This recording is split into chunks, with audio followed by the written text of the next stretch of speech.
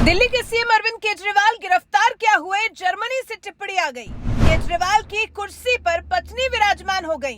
ये दिखावे से अलग कैसी बयार बही। राजनीति को शुद्ध और बदलने वाले केजरीवाल के दावे की हवा निकल गई। भारत के अंदरूनी मामले में टिप्पणी जर्मनी को काफी भारी पड़ गई। दिल्ली के मुख्यमंत्री को शराब घोटाला मामले में ईडी ने गिरफ्तार क्या कर लिया। आम आदमी पार्टी ने मानो पूरा देश ही सिर पर उठा लिया। सिर्फ देश ही क्यों, जर्मनी तक केजरीवाल की गिरफ्तार होने की बात पहुंच गई है। और बड़ी बात यह है कि जर्मनी ने केजरीवाल की गिरफ्तारी पर प्रतिक्रिया भी दे दी है।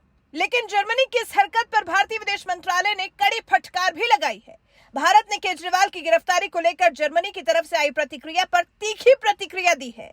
भारत के आंतरिक मामलों में टिप्पणी का हवाला देते हुए केंद्र सरकार ने शनिवार को जर्मनी दूतावास के उप प्रमुख जॉर्ज एंजलीवर को तलब किया, तो एंजलीवर ने भारत के विदेश मंत्रालय के अधिकारियों से मुलाकात की।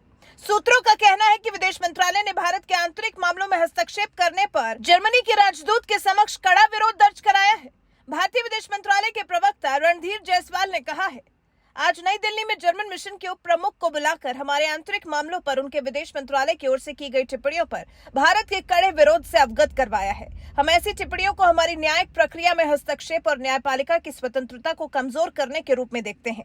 भारत कानून के शासन वाला एक जीवंत और मजबूत लोकतंत्र है। जिस तरह भारत और अन्य लोकतांत्रिक देशों में कानून अपना काम करता है, इस मामले में भी कानून अपना काम करेगा। इस मामले में पक्षपातपूर्ण धारणाएं बनाना अनुचित है। अब भारतीय विदेश मंत्रालय के इस कड़े रुख के बाद जर्मनी या कोई और देश इस मामले में बोलने से थोड़ा बचेगा। प्रवर्तन निदेशालय ने जब से केजरीवाल को गिरफ्तार किया है, तब से ही हो हल्ला मचा है। केजरीवाल की गिरफ्तारी पर जर्मनी के विदेश मंत्रालय ने टिप्पणी करते हुए कहा कि हमने नोट किया है, भारत एक लोकतांत्रिक देश है। हमें उम्मीद है कि न्यायपालिका की स्वतंत्रता और बुनियादी लोकतांत्रिक सिद्धांतों से संबंधित सभी मार्कों को इस मामले में भी लागू किया जाएगा। केजरीवाल को निष्पक्ष सुनवाई का पूरा अधिकार है, लेकिन ये ज्ञान हमें किसी और देश से चाहिए ही नहीं। हमें किसी और देश से जानना ही नहीं है कि केजरीवाल की गिरफ्तारी कर ठीक किया गया या नहीं, या केजरीवाल का पक्ष सुना जा रहा है या नहीं।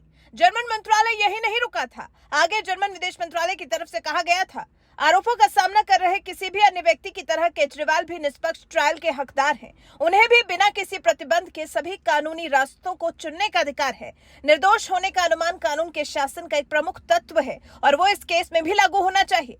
अब जर्मन विदेश मंत्रालय से पूछा जाए कि केजरीवाल के मामले में उनसे राय मांगी किसने है। हालांकि विदेश मंत्रालय की तरफ से सीधा और सटीक जवाब मिल गया है। वहीं अब दिल्ली में केजरीवाल की कुर्सी पर सुनीता भाभी विराजमान हो गई हैं। सोशल मीडिया पर सुनीता भाभी जबरदस्त तरीके से ट्रेंड कर रही हैं।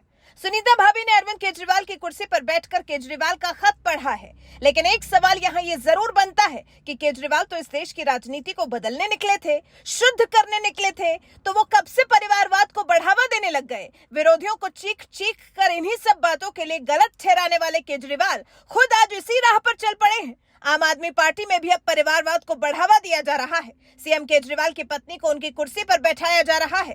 फिर कैसे अलग है केजरीवाल भारत के अन्य राजनेताओं से, या फिर कहें कि कांग्रेस से? कांग्रेस भी तो इसी आधार पर अपनी राजनीति चलाती आई है। ऐसे में सवाल तो पूछा ही जाएगा कि शुद्ध और अच्छी राजनीति करने का, देश की राजनीति को बदल देने का जो केजरीवाल का आंदोलन था, क्या वो खत्म हो चुका है, या केजरीवाल की कट्टर ईमानदार वाली राजनीति की ही भेंट चढ़ गया है? आपको क्या लगता है? आप केजरीवाल की पत्नी को सीएम की कुर्सी पर बैठे देख केजरीवाल की राजनीति पर क्या टिप्पणी करना चाहते हैं? हमें जरूर बताएं।